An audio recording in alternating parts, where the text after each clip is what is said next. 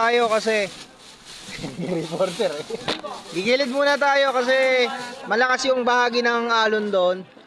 Then may mga ilang agos ba? Then may mga inaagos na rin doon dahil hindi kinakaya.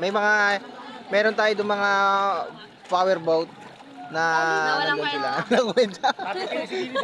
Na hindi man lang nagpunta doon na nakailang tawag na rin kami doon. Hawakan niyo muna yan ha. Yan.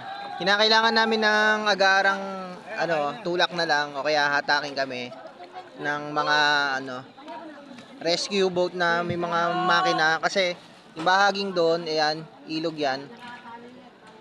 Maalon yan dyan, banda. Sana Bali, huminto kami dito kasi hindi ka namin kaya yan. Dadagdag lang kami doon sa na-stranded doon na inanod.